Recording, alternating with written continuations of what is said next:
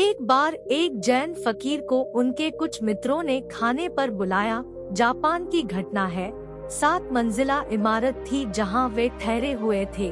7वें मंजिल पर ही उस घर के मालिक उस गृहपति ने सारी व्यवस्था कर रखी थी। उस गृहपति ने अपने और भी बहुत से दोस्त और सितारों को बुलाया था। सभी उस 7वें मंजिल पर बैठकर उस जैन फकीर की बातें सुन रही थे। तभी अचानक भूकंप आ गया। जापान में भूकंप आते भी बहुत है। जैसे ही भूकंप के झटके महसूस होने शुरू हुए, सभी उठकर भागे। दरवाजे और सीढ़ियों पर बहुत भीड़ हो गई। करीब 100 के आसपास लोग थे, सभी भाग रहे थे। वो गृहपति भी भाग ही रहा था कि वह सीढ़ियों में फंस गया। तभी अचानक उसे याद आया कि कार्यक्रम के मुख्य अतिथि वे जैन फकीर तो कहीं दिख ही नहीं रहे। कहीं वे कमरे में ही तो फंसे नहीं रह गए। वो उन्हें देखने वापस कमरे में गया। उसने देखा तो वो देखकर दंग रह गया। वे जैन फकीर तो पलथी मारे आंख बंद किए एकदम शांत चित्त से बैठे हुए थे। ऐसा लग रहा था जैसे बुद्ध की शांति से भरी प्रतिमा हो। चारों तरफ हाहाकार और हल्ला मचा हुआ था। सभी अपनी जान बचाकर अंधाधुंध भाग रहे थे। बिल्डिंग में भी भूकंप के झटके महसूस हो रहे थे, लेकिन यहाँ यह फकीर तो बिना विचलित हुए ध्यान में मग्न थे। उस फकीर की चेहरे की शांति उस गृहपति को अपनी ओर चुंबक की तरह खींच रही थी। उसका रूप, उसकी शांति, उसका आनंद सम्मोहित कर लिया गृहपति को। खींचा चला आया जैसे कोई चुंबक से खींचा चला आता है। आकर बैठ गया फकीर के पास। भूकंप आया और गया।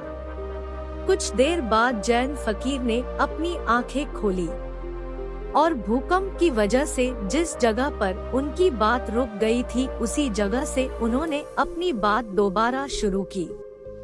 गृहपति ने कहा, महाराज, अब मुझे कुछ भी याद नहीं कि हम क्या बात कर रहे थे और कहां पर हमारी बात रुक गई थी। सारे शहर में हाहाकार मचा हुआ है। सभी अपनी अपनी जान बचाकर भाग रहे हैं। इतना बड़ा भूकंप, इतना बड़ा झटका आया।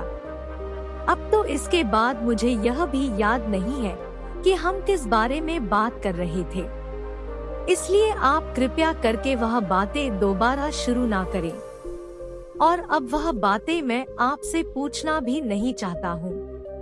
अब तो मैं आपसे कुछ और ही पूछना चाहता हूँ। गृहपति बोला, महाराज, एक बात बताइए कि भूकंप आने पर हम सब भागे पर आप क्यों नहीं भागे?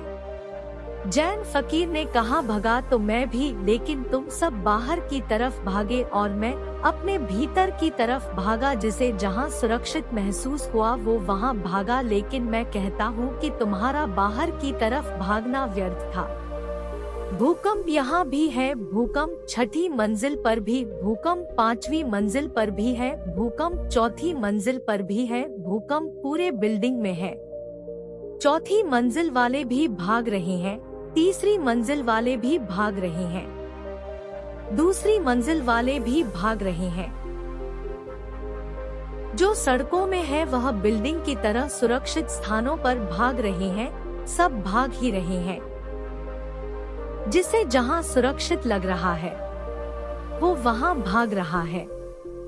मैं भी भागा, अपने भीतर की तरफ भागा। मुझे अपने भीतर भागना ही सुरक्षित लगा। मैं अपने मन के भीतर एक ऐसी जगह जानता हूँ जहाँ कोई भूकंप नहीं पहुँच सकता। भूकंप तो छोड़ो, जहाँ कोई गम नहीं पहुँच सकता, क्योंकि उस अवस्था में पहुँचने के बाद डर नाम की कोई चीज ही नहीं बचती। मैं तुमसे झूठ ना कहूँगा कि मैं नहीं भागा। भागा तो मैं भी था, लेकिन तुम्हें दिखाना होगा, क्योंकि मैं हाथ पैर से नहीं भागा।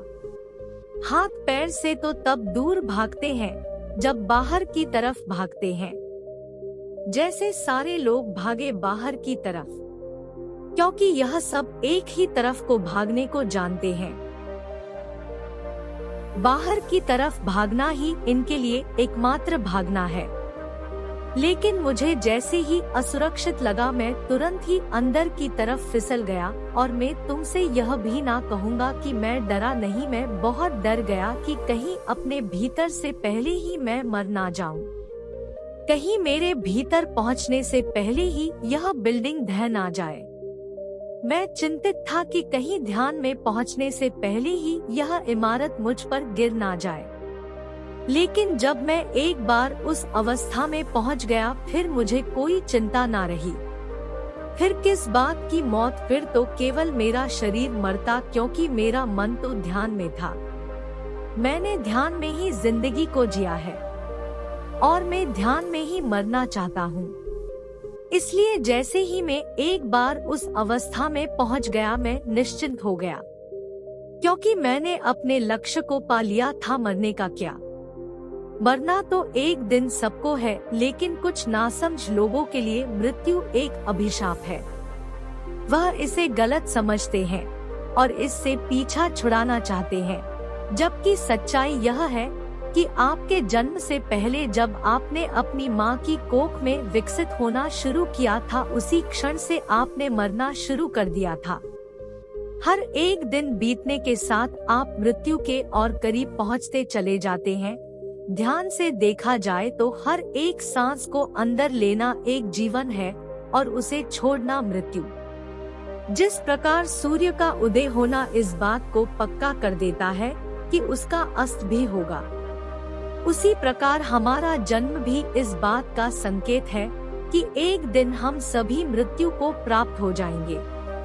मैं तुम्हें कोई सिद्धांत नहीं सिखा रहा हूँ, बल्कि शराब पिला रहा हूँ, अंगूर से निचोड़ी हुई जुड़ी हुई नहीं, बल्कि आत्मा से जुड़ी हुई। पियो, खूब पियो, नाचो, गाओ, हंसो, मुस्कुराओ और जीवन में जितने भी क्षण मिले अंदर की तरफ मुड़ जाओ।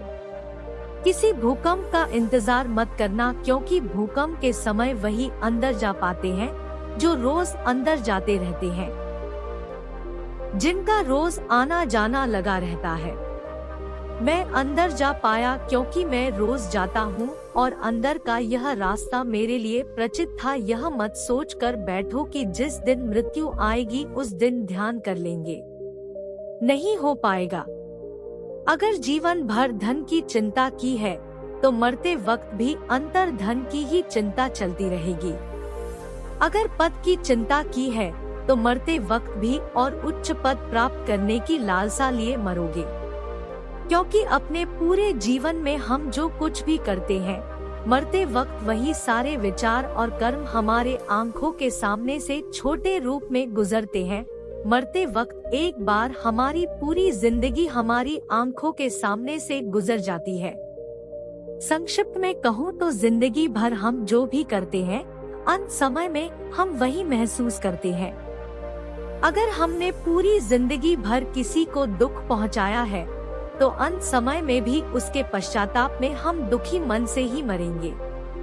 और अगर हमने जिंदगी भर अच्छे काम किए हैं, तो अंत समय पर हमारे पास विचार करने के लिए अच्छी यादें होंगी और हम खुशी खुशी इस दुनिया को अलविदा कहेंगे। फकीर उस गृहपति से कहा, अगर तुम ध्यान में मरना चाहते हो तो ध्यान में जाना, ध्यान को जीना शुरू कर दो, ताकि मरते वक्त तुम्हें अपने भीतर जाने में तकलीफ ना हो और तुम ध्यान में ही इस दुनिया को अलविदा कहो। दोस्तों, इस कहानी से आपने क्या सीखा, कृपया करके कमेंट बॉक्स में कमेंट जरूर कीजिए। धन्यवाद।